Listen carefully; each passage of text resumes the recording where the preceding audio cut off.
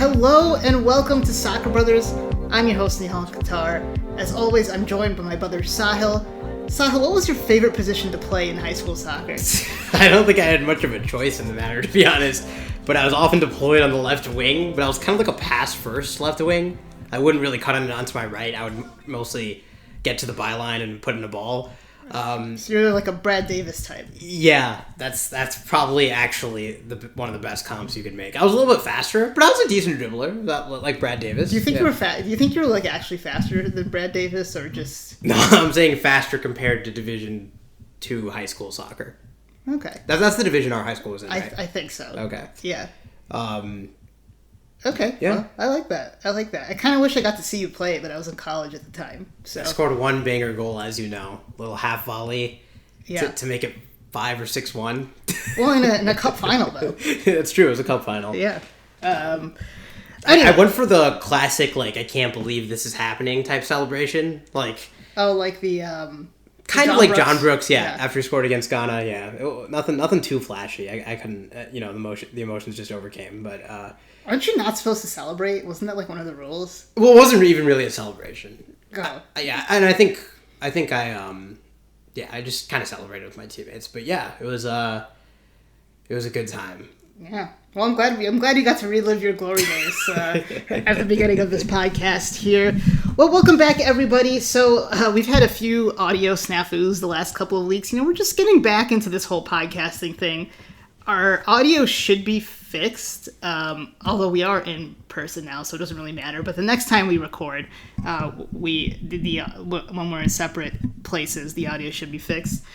Last week, when we dropped an episode about Mauricio Pochettino, we had recorded a whole episode, and unfortunately, something happened to the audio in our recording software, and the file was corrupted, so we only had like the first 20 minutes, which is why that was a shorter episode. But we still had the rest. You just sounded very high pitched and not like. Well, yeah, it was like fast forwarding. It was weird.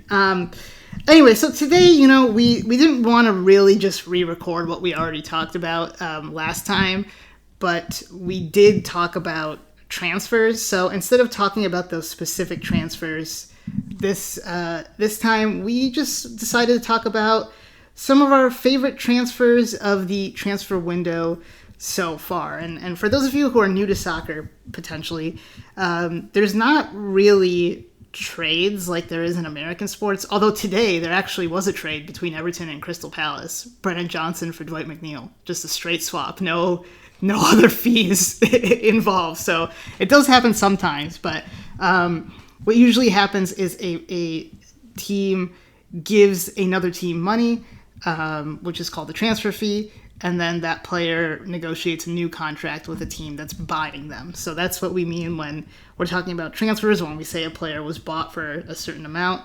That's essentially what that means. So it's a little bit different than American sports. Anything to add on transfers? Did I cover?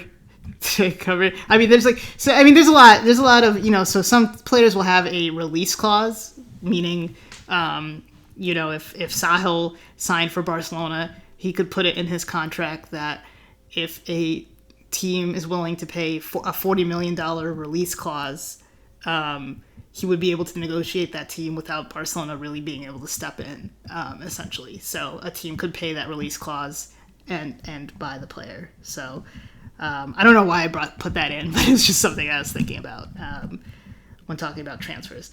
Yeah, I think... it's in a way exciting. I think it sometimes just gets old, like the longer the transfer window goes on. But it's definitely, I think you talked about this in a previous episode. But yeah, like the idea of us constantly searching our club's name in the search bar of social media to get updates. A lot of times, like if I happen to wake up at like 2 or 3 a.m. this time of year, I'm still gonna look up my team because my team's Roma, as we've discussed in a previous episode, and they're in a different time zone. So sometimes I get some good updates when I wake up in the middle of the night. So yeah, it's always fun. I feel like every team gets a little bit hopeful, sells themselves on the transfers they made.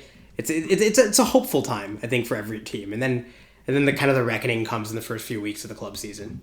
Yeah, and the transfer window. So transfers can only take place between July and August for most leagues, and then again in January. So it's not happening throughout the year. There's not like a trade deadline, but there's those 3 months that are kind of set as transfer windows. Anyway, why don't we start with one of yours? So basically what we did is we've brought kind of 4 transfers that we found interesting, we say 4 transfers. For a couple of them, it's just kind of multiple transfers for a specific team. But we just, brought some transfers that we wanted to talk about. So why don't we start with your first one? Yeah, so the first one that I had written down here was Manchester United's midfield overhaul. So a little bit cheating right away, kind of including 2 players in my first transfer. But Youri Tielemans came over from Aston Villa for 41 million euros. The Belgian midfielder, and Andre Santos came over from Chelsea for 56 million euros, the Brazilian defensive midfielder. So I really like these additions. I think this is a really solid double pivot for Michael Carrick to use throughout the duration of this Champions League run and this Premier League season. Tielemans, I thought he was tremendous at the World Cup, great at dictating play from deep, but also contributing defensively. I think he's great at just mapping out the field. A very smart player, not the fastest in the world, but he's very, very smart. He can work as a 6 too, but I think the way I see Carrick rolling it out this season is with that as double pivot with Bruno ahead of them. And I think with the way that both of these players can defend in their side of the field, I think it will really allow Bruno Fernandes to cook moving forward, which he didn't at times last year, especially when Amorim was still manager, because he was being played deeper. So Andre Santos himself, he loves to get stuck in. He's amazing at winning 50-50, as the numbers say. He's one of the best in the Premier League at that. He can also be a threat near goal and is great at line-breaking passes. And he's kind of an engine, a little bit more mobile than Tielemans to give a little bit... their midfield can cover a little bit more ground with his skill set. And it makes me feel better from a Roma perspective that they don't need Manu Kone anymore, kind of with Andre Santos' profile. So Manu Kone was really linked to Manchester United earlier in the summer, but I think they're set now with central midfielders. Yeah, I mean, I think last year we just saw, like you said, United's midfield was kind of lacking besides Bruno Fernandes.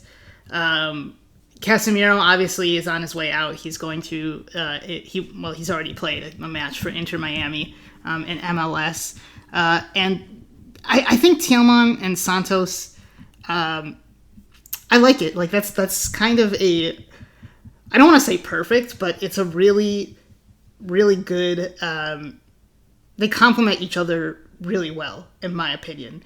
Tielemans really good at forward passes, at progressive passes, at carrying the ball forward, and just he can score from long range, and he's able to kind of make that killer pass. Andre Santos is able to just win back possession and win duels at a very high rate, like you alluded to, and he's one of those players that's going to move the ball forward quickly, and let a player like Bruno Fernandes or Youri Tielemans to pick out some of those passes. Andre Santos, I think it's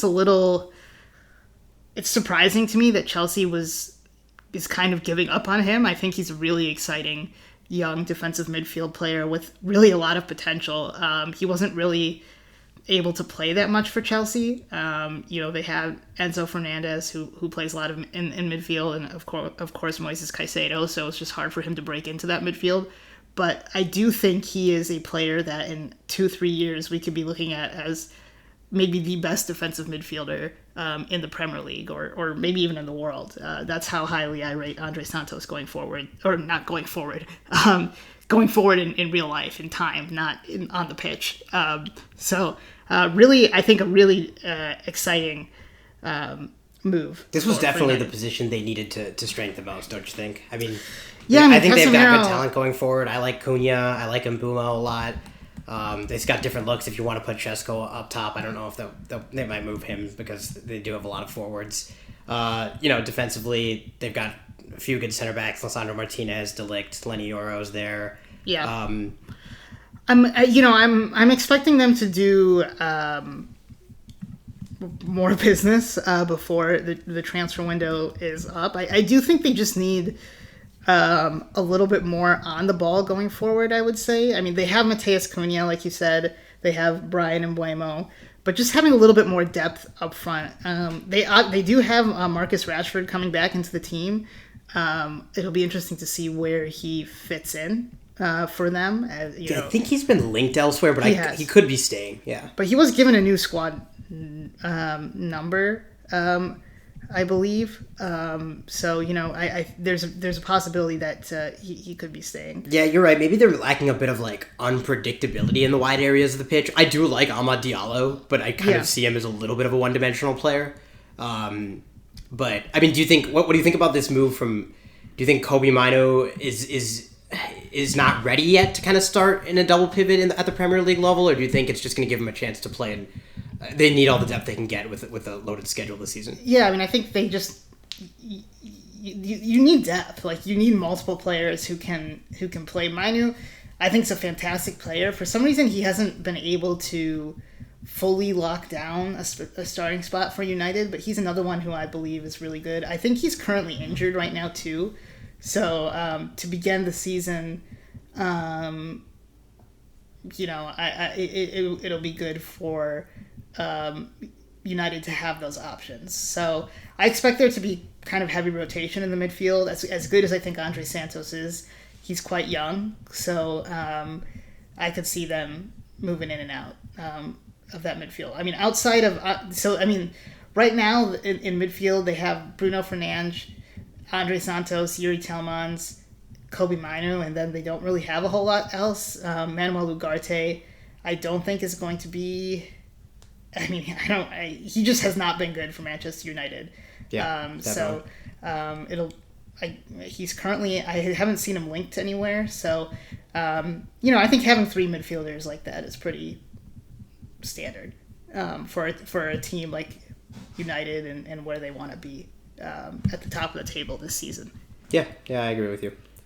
All right, who's at the top of your list for transfers you wanted to talk about? Well, it's not at the top of my list, but I'll go with the big transfer since you started off in that vein, and kind of similarly, another team that's sort of redone their midfield. I'm going to go with Tottenham, bringing in Sandro Tonali and Mateus Fernandes. Sandro Tonali coming from Newcastle United for an absolutely massive fee of 108 million euros. Mateus Fernandes also coming on a massive fee, 99 million euros from West Ham. I keep wanting to say Southampton, but he was at Southampton before West Ham. I'll start with Sandro Tonali. I think Tonali is kind of your quintessential midfielder. I mean, he does really everything super well. He wins the. He's not like someone who's going to make like crazy sliding tackles like Moises Caicedo, and be, super outwardly physical. But he is able to win the ball quite a bit. He has a high dual win percentage at around 75%. He also is incredible at carrying the ball forward. He's able to win the ball, pick up the ball deep, and move it forward at an elite level. I think it's interesting because he was playing next to a player like Bruno Guimaraes, who's now going to Arsenal at Newcastle United. And I think that's an example of two midfielders that work really well together. I think Mateus Fernandes kind of gives them a similar double pivot, if that's what they're going to play this season. But it kind of gives them a similar vibe where Mateus Fernandes in this past year had to play without the ball quite a bit just because of how bad West Ham was, really.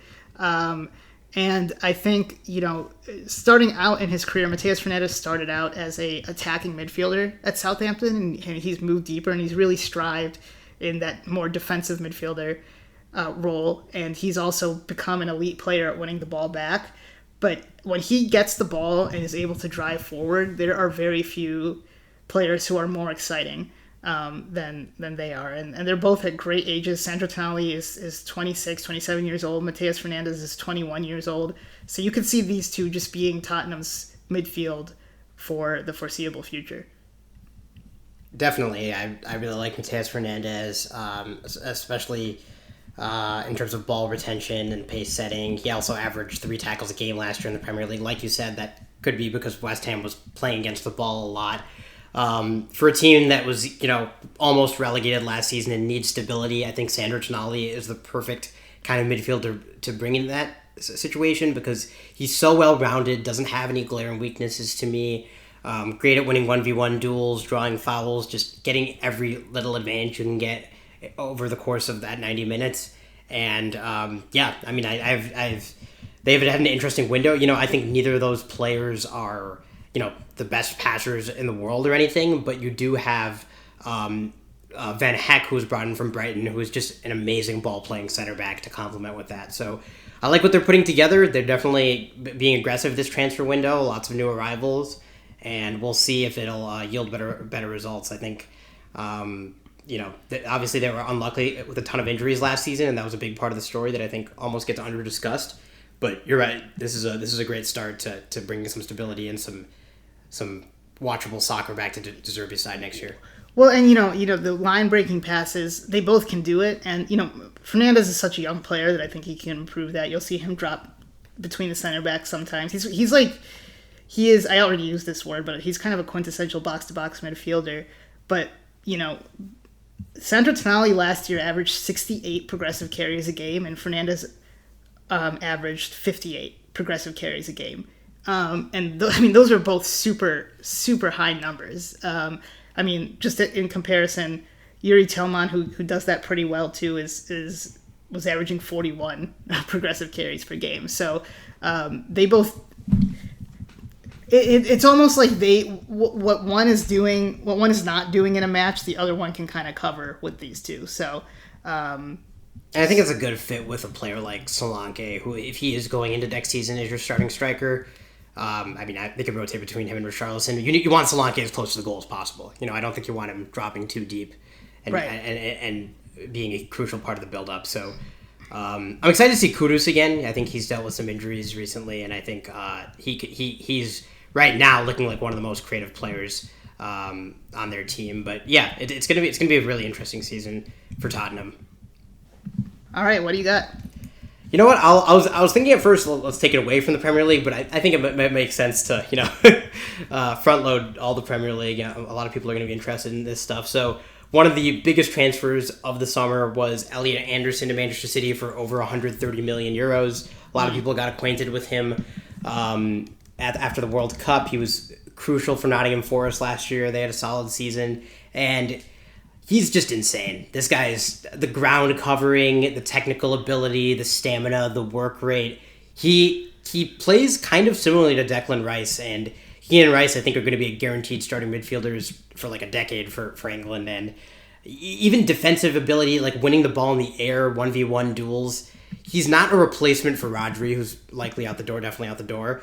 But they're different players, and no one is Rodri. But he's going to bring a lot of that toughness and physicality that Rodri brought. And here's some statistics that Elliot Anderson ranked first in last season in the Premier League: possessions 1, duels 1, touches, fouls 1, line breaking passes among central midfielders, and completed passes among central midfielders, and dribbles among central midfielders. He was 4th in tackles and total passes, 2nd in distance covered, 2nd in high-intensity pressures. He was legitimately one of the best players in the Premier League last year, if not the best, if you're talking about just overall impact and how crucial they were to their team. So Elliot Anderson to Manchester City, he's going to be annoying a lot of other opposing Premier League fans for a long time to come, the 23-year-old midfielder. Yeah, he's a phenomenal player. I think he, going into this World Cup, a lot of Premier League fans knew who he was, but I don't know how much people really appreciated his ability. And honestly, I don't think the World Cup really showed all of his ability either, just with the way England was playing in some of those matches. But I think it's another situation where, Elliot Anderson is going to be in a team where they're, in some games, are going to have 60-70% possession, which just has not been the case for the way he plays, or for the way he's had to play. But, Rodri was a very different type of defensive midfielder where he was so spatially aware that he could he could basically cut off attacks just by his awareness and his IQ. And that's not to say that Elliot Anderson doesn't have a high soccer IQ, but he's able to rely on his athleticism a little bit more than Rodri and can be more of a disruptive force on counterattacks and stuff like that than Rodri could. So I think that's, especially when City has so many players forward, or when their fullbacks are inverted, meaning their fullbacks are playing a little bit more in midfield. I think that it'll be interesting to see how Elliot Anderson plays in that type of environment. And I think, the stats say he's a really good passer, and I think he is a really good passer. But we are going to see, like, is he an elite, super elite level passer in this City system? And I think one of the things City was missing in this past year was that Kevin De Bruyne type Yeah. player. And Elliot Anderson is not that, but can they? They're bringing Bouadi in from Lille, the young Moroccan midfielder, likely to. Can they kind of on aggregate with players like Cherki and Anderson and Bouadi? Can they kind of recreate what Kevin De Bruyne was able to bring? And I think it's an interesting concept there. Now, that being said, they're not going to play exactly the same because it's a new manager. You have Enzo Maresca there and not Pep Guardiola, so they might just look completely different. But I do think that this is a great buy for Manchester City, and it kind of provides them with what they were lacking in the past year. But Rodri leaves a huge hole. You can't really replace him so easily. Definitely. And I think, that's an interesting point to bring up with De Bruyne and what they were missing last year. I think if you look at the roster in general, it's just a way more dribbly team than Manchester City used to be. Obviously with Cherki and Jeremy Doku, Semenyo, they transferred in January. And last year Reinders had a disappointing season. I think there'll be a little bit of pressure relieved off of him with Elliot Anderson. Well, he's been linked with Nottingham Forest. Oh, wow. Reinders. So a little bit of not a trade, but I don't think he's going to go for 130 billion euros, no.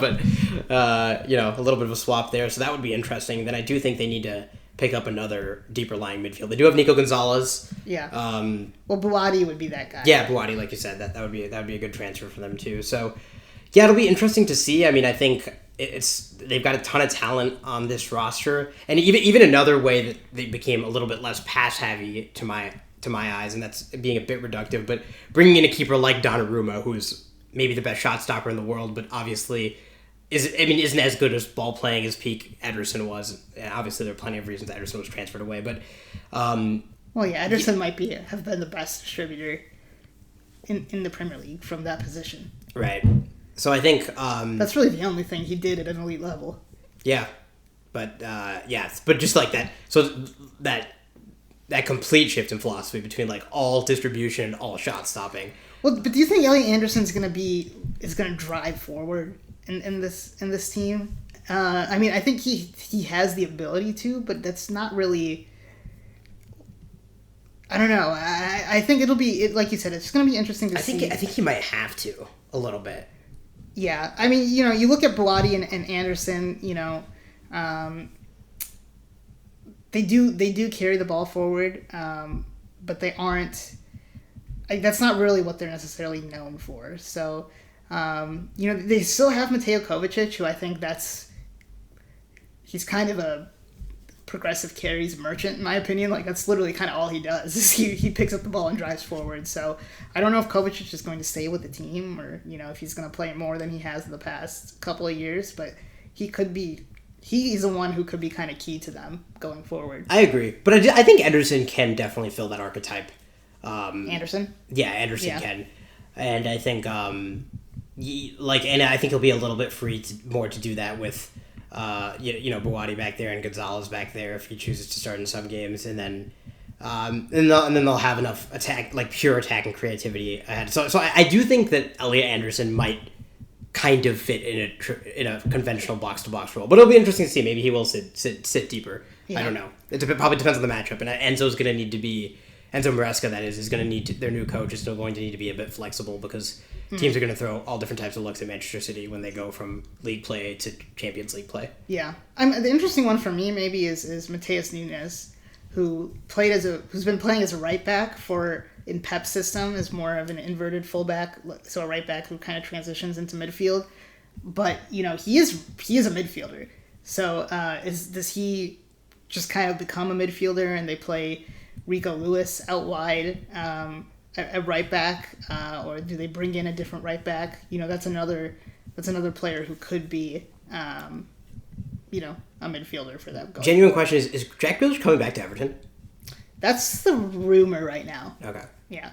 Because I'm still seeing here on the Manchester City squad list. Well, he is not. Yeah, he's technically still Manchester City, but he's on his way out, and they're saying Everton. So, yeah. Who are they going to start at striker? Do you think? Erling Haaland? Yeah, I was joking. Okay. Obviously, that position is sealed. I would love to see Marmoush be a more important part of the team this year because when I watched him for Eintracht a couple seasons ago, he was very electric. But he's just not. I don't understand him on this team. To me, he's more of a counterattacking player, a player who wants space in front of him. That makes sense. And that's just not the way City is set up usually. So, that's not the way the other team is set up. Right. No, I get when they're you. playing against City. So. All right, one of City's players leaving, I'll go to my next one, is John Stones heading to Inter Milan. I don't know, I just think this is kind of a perfect place for John Stones to go. He's really good in a 3-in-the-back formation or a 5-in-the-back formation, which Inter Milan deploys. He's one of the better passers in the world as a center back. He's just calm on the ball. In Serie A, he'll have a lot of time on the ball. And I think just him as a right center back, Akanji, who they've also run in as a center back, and Bastoni on the left side, that gets me really excited to just watch how those three are going to play in Serie A and the Champions League. So I just think really smart business from Inter Milan, a really great step for John Stones in his career because, he hasn't played that much for Manchester City in the last year or so.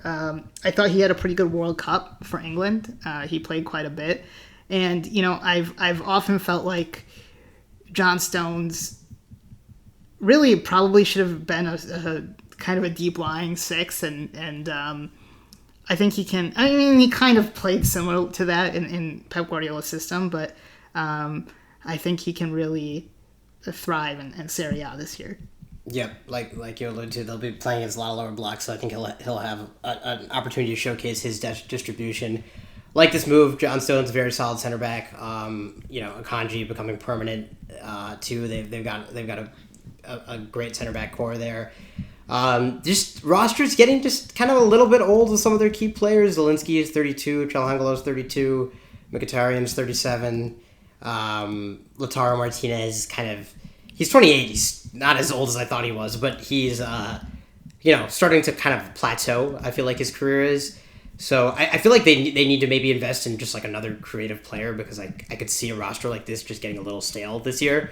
But especially with Dumfries, who's kind of key for to cover ground on that right-hand side. I don't even really see a right back on their roster as of now, so that'll be interesting. I'm sure they're looking at other people in the market.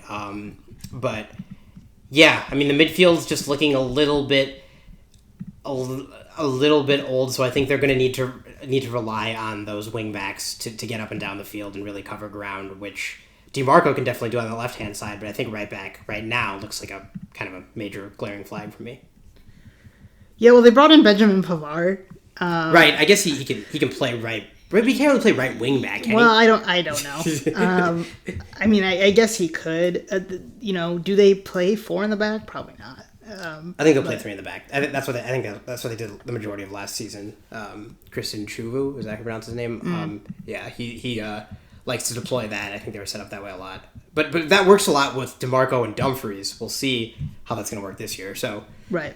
Maybe they'll have to change it up. But yeah, I just think the midfield just feels like it's they're all. I mean, there's solid players in there. I didn't even mention Frattesi. He's a solid player. Barella, of course, he's their best midfielder.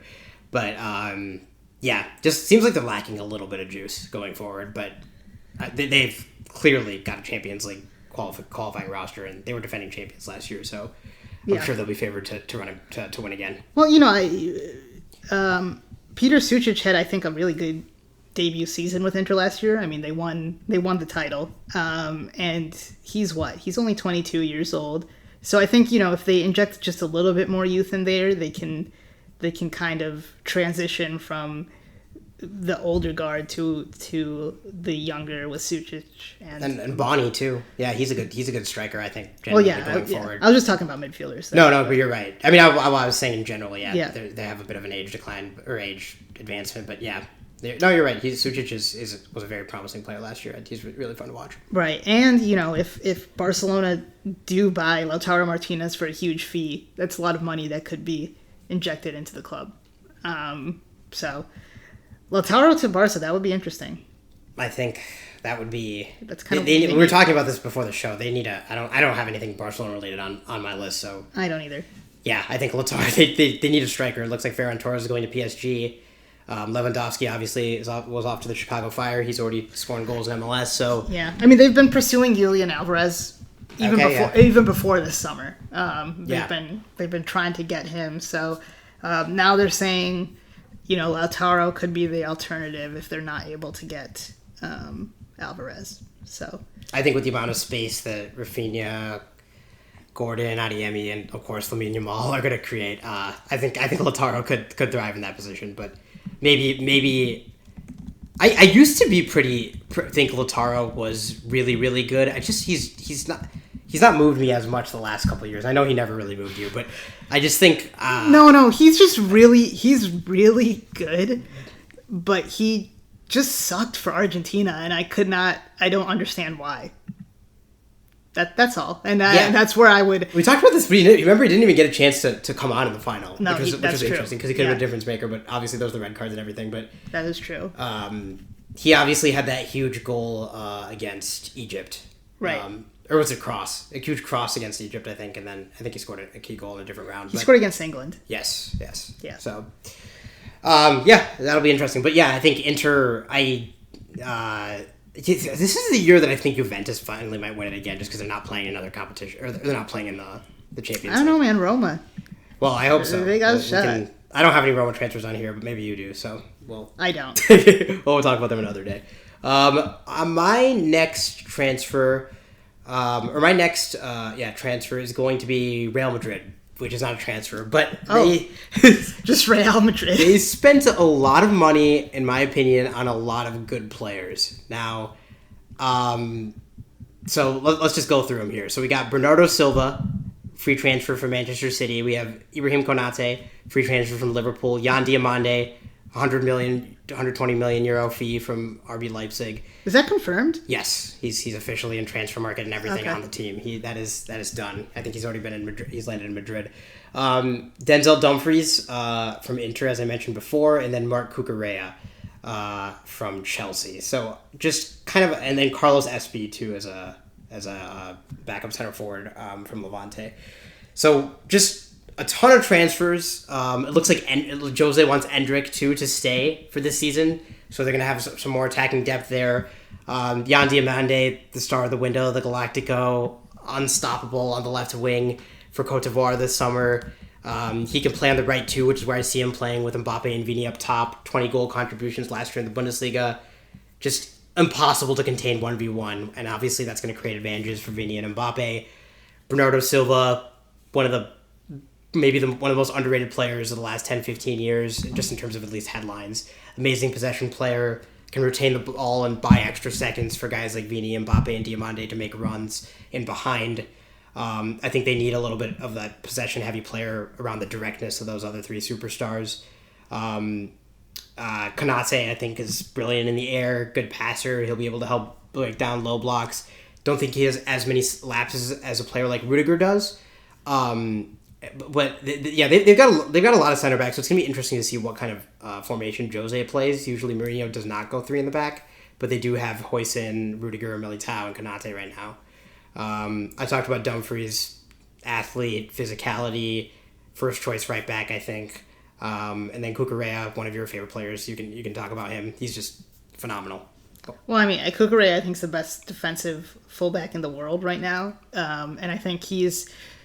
The thing about Real Madrid last year is they were kind of lacking that defensive fortitude when they were being countered against, or just in general when the other teams had possession. I just feel like Thibaut Courtois quietly, or maybe not quietly, but I think quietly, had just maybe one of the best goalkeeping seasons I've ever seen from a goalkeeper last year. It felt like he was saving at least a goal per game for Real Madrid. So I think just having some more defensive fortitude with him and with Konate even at center back, I think provides them with what they needed in the back line.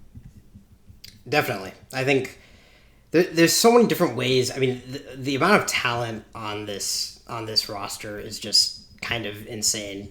There's players we haven't even mentioned. Ferland Mendy is going to be coming off an injury. They have Camavinga, Valverde, Tchouaméni in the midfield. They have Arda Güler, one of the most promising attacking players, the Turkish attacker.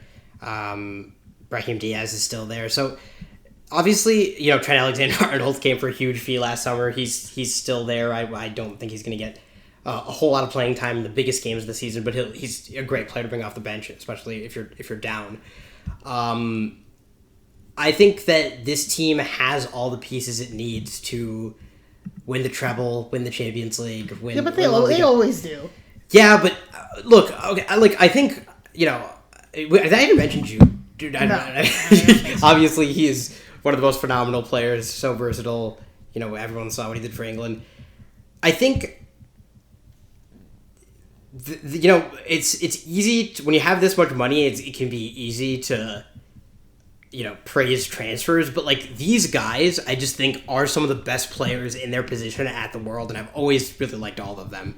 And I think, you can argue maybe Tchouaméni, historically has kind of played that sixth role for Real Madrid. Could they use a bit of an anchor? They were linked with. Rodri, of course, but now it looks like he might be going off to Barcelona. So maybe they're missing a little bit of stability. Maybe you don't trust Rudiger enough. Militao's getting older, coming off injury. Rudiger's getting older. Maybe, you have questions about Vini and Mbappe. Vini, we know, is staying, but maybe there's some locker room dynamics. Maybe there's not going to be enough motivation for them to press, or they're not going to play together. But there's just so much talent here. And I think I have a feeling after not winning a trophy for the last 2 seasons, or a major trophy at least, I think this is going to be the year that they win at least the Champions League or La Liga. I mean, okay, yeah. I think I feel like that's just not. It could be the year they win the Champions League, but I mean, I think it's so hard once you get to those final 4 teams. I mean, Bayern Munich are going to be, again, maybe the best team in the world. PSG have won the last 2. They're going to be just as good. Barcelona, we'll see where they are when it comes to their own league form. I'm interested to see if, Atletico can make a play at the league this year. I like some of the moves they've been making. But Real Madrid they are absolutely poised. I'm interested to see who starts on the right for them this season. Last year they had Arda Güler start there sometimes. They had Mastuntono, who turned out to not be great. Rodrigo was injured, and last summer was linked to a move. They obviously just bought Diamande for a huge fee, so he might be the starter out there. But I do think they need some real production on the right there. So and Diamande, I is a phenomenal talent.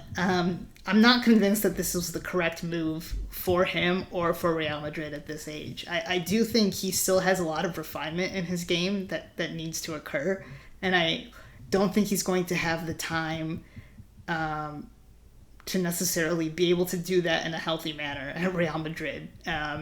one, I just don't think he's going to have the ball very much with the players that Real Madrid have. With, Vini and Mbappe, they're an incredibly... I mean, you really just want to get the ball as quickly as you can into feet to those players. I also think if it just doesn't start off well for Diamande, he might be dropped for another player. I do think this season I want Arda Güler to really take the bull by the horns and just cement himself as a pretty much an every game starter. Again, another player where you can't. And where does he play? Jude Bellingham's there. He's probably going to play as kind of the second striker or central attacking midfielder. So does Güler play on the right? Do you play both of them in midfield somehow? I think it'll be interesting to see how he fits in. But Güler is a player who I think is just so phenomenal that I want to see him playing every week. But yeah, I mean, Diamande, that's an interesting one for me. I'm not convinced by that it's going to be all great for him.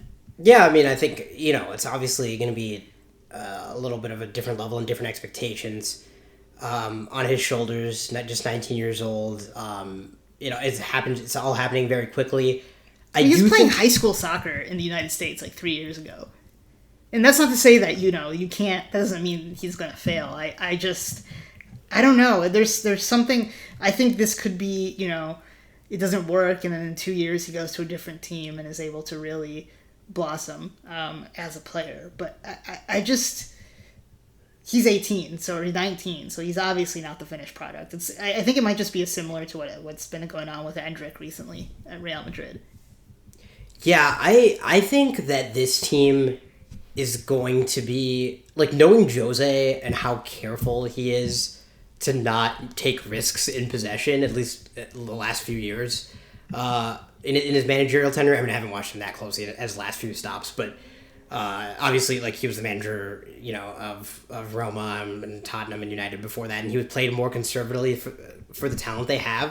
If you're going to do that and create space in behind in some Champions League matchups, if you have Diamande, Vini, and Mbappe attacking or let's say they're even playing an El Clasico, and we know Hansi Flick loves to play a high line. I mean, it just feels like death. If you're allowing Vini, Mbappe, and Diamande to counterattack. I know there's only one ball, but they all like to play. Yeah, he's crashing the box late and either cleaning up a goal or scoring some kind of header. Yeah, I mean, you want to say there's only one ball, but I think it kind of might benefit them that these three players all kind of play super fast, super direct, can keep up with each other. Yeah. It's kind of, I think it's gonna be really exciting to watch. I think this is a. Well, yeah. I mean, I think the one thing that I think really could work in their favor is just how, is Jose, is he going to allow those three to be more interchangeable in a way that maybe kind of mirrors France and how they're able to use Kylian Mbappe? Obviously, it's hard to say Real Madrid misused Kylian Mbappe when he's coming off a 50-goal season or whatever, but I don't think they necessarily got the best. I think he might be underrated, Mbappe. Just the way people talk about him for club, I mean... Yeah, no, I think he is a little because he was, like you're saying, he had a fantastic season, but no one talks about it. So I think it goes too quickly to the locker room dynamics and stuff. And look, I think Mbappe has a bit of an ego, and I think he wants to play a certain way and doesn't always want to press, but that's kind of a lot of players of his talent level, I think. Yeah, absolutely. Okay, yeah, we'll have plenty of time to talk about Real Madrid. Can't wait to talk about some of these Champions League matchups. It's gonna be fun this year. What do you got next? I'm going a little bit zany with this one. I'm going Hayden Hackney to Everton. So Hayden Hackney is a central midfielder. He's coming over from Middlesbrough. And he was the championship player of the season last year. He's just a really tidy midfielder who is able to win the ball, pick up the ball from deep, move the ball forward. I think he can improve a little bit in the final third, but he's a player that just screams solid Premier League midfielder for the next 10 years. I think he's kind of similar to James Garner in some ways, but I think he's a little bit different in that he occupies more of like the central, not where a 6 would be, but more like where you would think an 8 would be. And I don't know, I'm really excited about him. He's looked quite good in the preseason. And I think it's a player that could, we could look back in a year's time and be like, wow, Everton got a real bargain from Middlesbrough. And, he's one of the more exciting players and one of the more exciting young central midfielders in the Premier League. Yeah, I can't say that I watched him much last year, but Middlesbrough, hopefully we can see a season like that for Seb Berhalter now. He can win the second straight.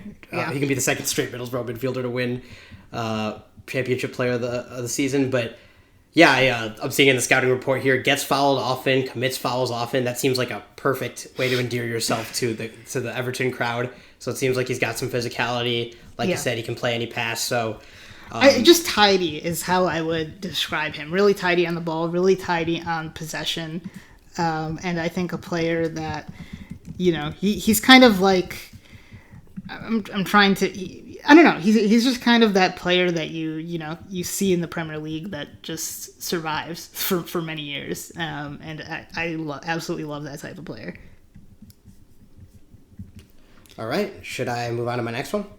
Sure, and let me just say real quickly, he was in the 97th percentile in chances created for midfielders llast year. And of course, that's in the Champions League. Or sorry, God willing, the championship. But, 151 appearances for Middlesbrough. He's really put in the time and deserves this chance. Going to replace a little bit of the creativity you're missing from Dwight McNeil.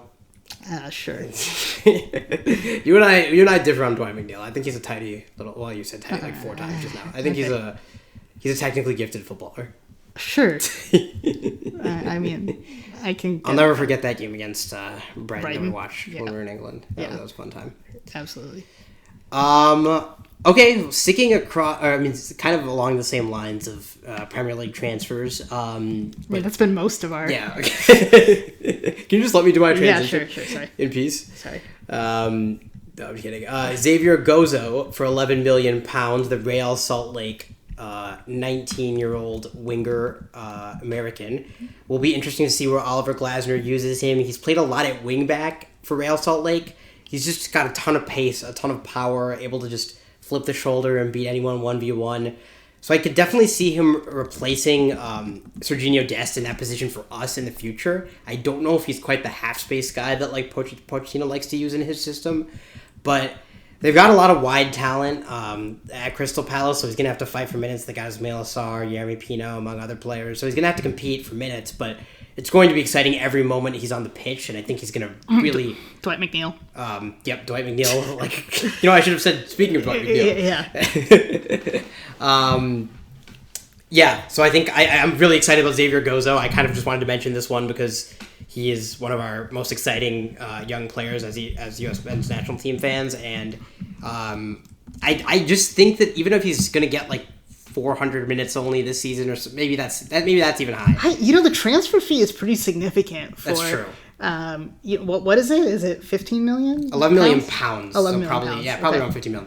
Yeah. So I think that's not much in today's game, but it's still a lot. It's the Real Salt Lake. But it's basically like their only move that they've made so far.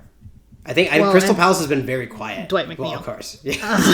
It all comes back to Dwight McNeil. Well, and I do think that them getting rid of Brennan Johnson so this is not confirmed yet. It's apparently in the late stages. So Dwight McNeil is currently still an Everton player. Brennan Johnson is still currently a Crystal Palace player. But I do think that it kind of works out for Xavier Gozo, or maybe it's intentional that they're getting rid of Brennan Johnson, who's more of a pacey, direct winger, and bringing in Dwight McNeil, who's likes to be on the ball, likes to cut in on his left foot, slow the game down a little bit.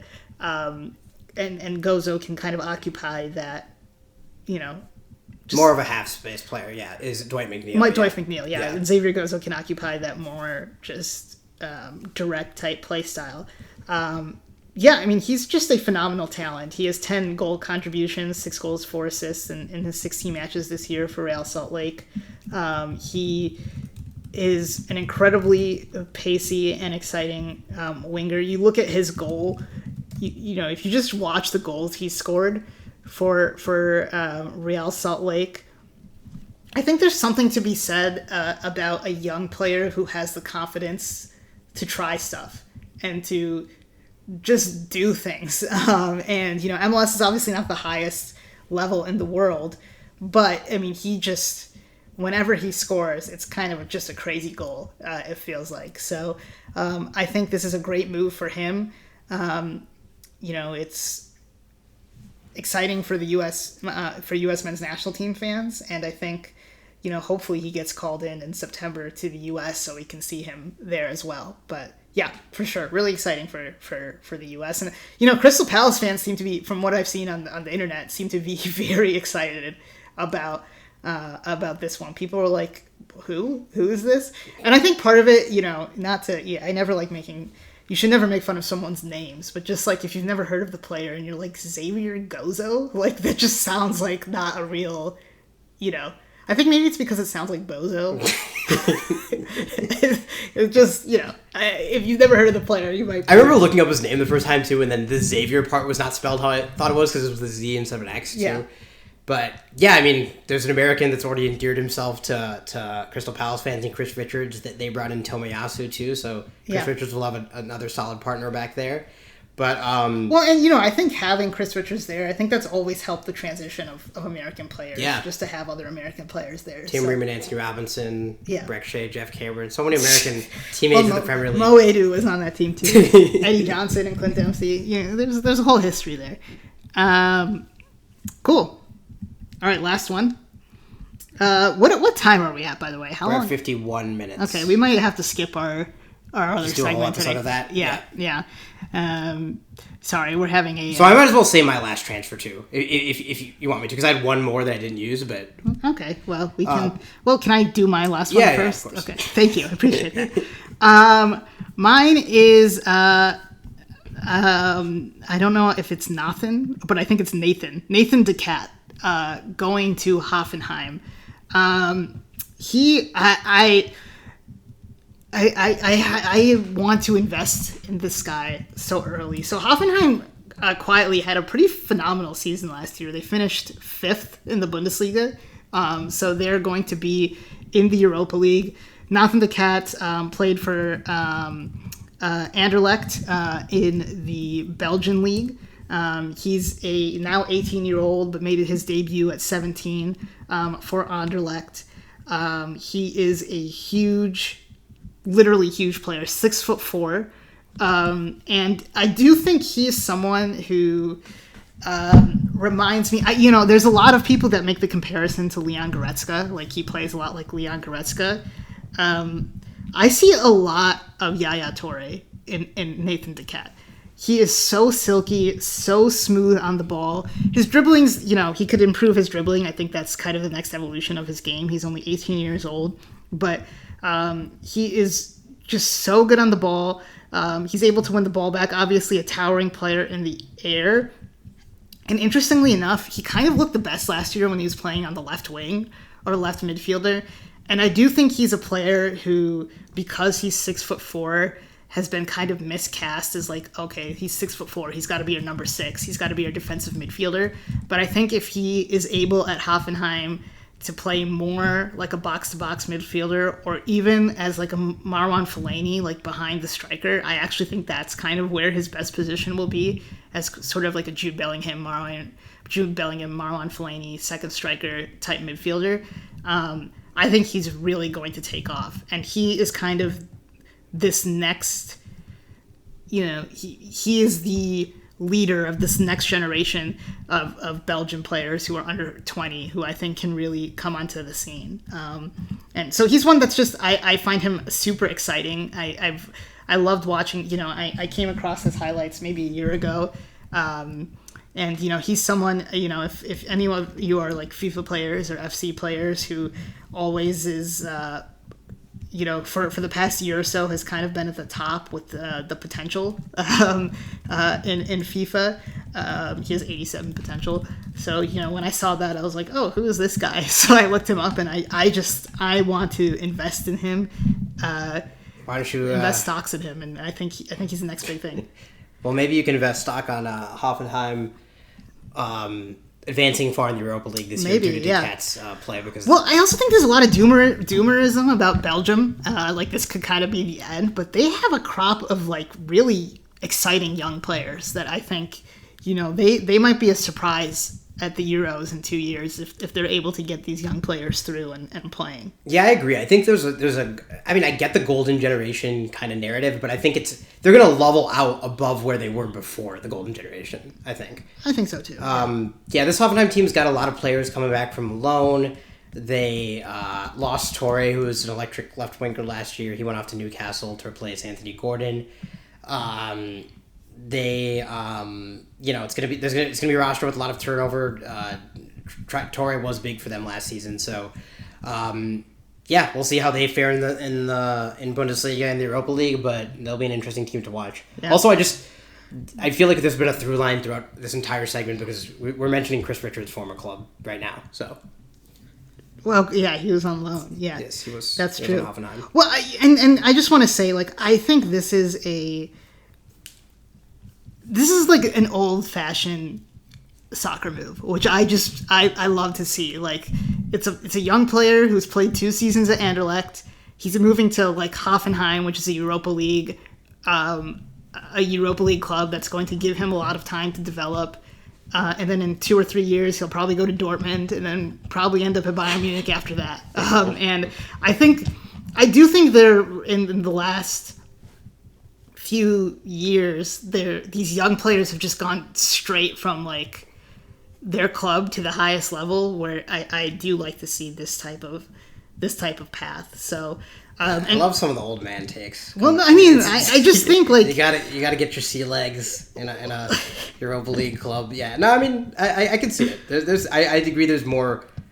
Sometimes there's too early a movement. Well, he's gonna play. This is a good move for him. Yeah, he's gonna play, and he's gonna be able to play through his mistakes. Right, and they clearly are very high on him because they have a 70 million euro release clause in his new contract. So I think that kind of tells you what they think of him. All right. I got a little bonus one, which I'm only including because I guess we have a little bit of time left, and we're not going to be doing our other segment, which we should do a whole episode on, which is going to be some of our favorite players to watch during our soccer fandom. But my last one, and we mentioned Atletico Madrid before, I really like Lee Kang-in going this was on my Atletico Madrid long list. Yeah, this was on my long list too. I like Lee Kang-in because this seems like not a very Atletico Madrid type player. He's not necessarily a speedy counter. I thought you were about to say a not very athletic player. No. I mean, kind of, but like he's not that. I don't see him as like super physical or anything. But he's someone who can break down a defensive block really well and play in those half spaces, which I feel like Atletico Madrid has kind of been missing in the last few years. And it makes me encouraged about Atletico Madrid a little bit, and makes me be excited for maybe a slightly more watchable Simeone team this year. So that was just a small one I wanted to throw in there. Well, I actually think it's interesting because they've had like Lookman and Simeone they're pretty direct players. That's true. And they have Alex Baena, who's been playing in the midfield, who I think is most like Lee Kang-in. But Lee Kang-in's a player that I think I've adored for a long time. He's a player who kind of cut his teeth in La Liga. He's familiar with the league, so I don't think that's going to be any sort of transition for him. And he's the type of player I think that Atletico kind of needs. He's going to be able to play in those wingers and even Sorloth behind. I think he's poor super underrated. I can't not think about that. What do you mean poor Sorloth? That was his fault. I know, but he's gonna be he's a good player, and he's been a good player for a long time. But he's gonna when the lights were brightest, as they say, he made the wrong decision. I mean, well, and I just think that PSG was just the wrong place for him. I don't know why he was really there or why he spent so much time there. But this is, I think, a great move for him. I would have liked to see him go to like an Everton type club, not necessarily Everton, but just a player. He reminds me a little bit of James Rodriguez, where it's like if you build your team around him, I think you can really see how much quality he has. But he did well at PSG, and I think he'll do well at Atletico. And again, he played for 5-6 years in La Liga between Valencia and Mallorca. So good for him. Yeah, another one of these players who, honestly, he might be speaking to the narrative what you were saying before about getting a big move too quickly, like PSG. Because I'm just looking at this youth information. He was 2019 Asian Young Football of the Year, 2019 South Korean Young Football of the Year. He was the youngest South Korean in the history of the Champions League. He played at 18 years old. So maybe I think he was always talented enough to play for PSG, but just fighting for more minutes more than he's going to have to at Atletico. Well, I mean, and you think about the PSG team he came into, it was he was kind of a messy replacement almost, and that's not really doesn't really make a lot of sense. They just completely changed the way they played after that, which for good reason. So he's a weird one there with all of the attacking talent that PSG had and the way they played, but he's not quite. They don't quite play with they don't play with a 10 really. So he couldn't. I think that's his best position rather than the right wing, but they don't really play with that type of player. Yeah. So it just wasn't a good fit for him. But when he was on the pitch for PSG, he played well and he made a difference. And he had goal contributions and was an important squad player for them to win the league while they were making deep runs in the Champions League. So that's a good one. I like that one a lot. And he's given the number 7 at Atletico. And I really do subscribe to the idea that the squad number you're given kind of matters in where they see you. I feel like there's some... Well, I guess that, yeah. I was going to say there's been some cases of that being well, of course. Some random players 10, but I guess that's why it's the exception to the rule. It's noticeable because of that. So I think you're right. Yeah, exactly. All right, well, that was a fun episode going through some of our favorite transfers. I'm sure we're not done talking about transfers. We have another 3 weeks of the transfer window coming up.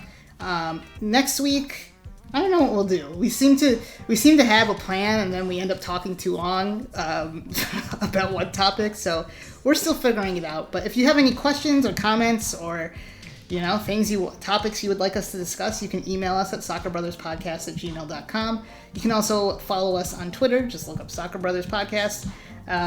Make sure you like and you follow us wherever you're listening to this podcast or rate. And we'll see you guys next time on the show.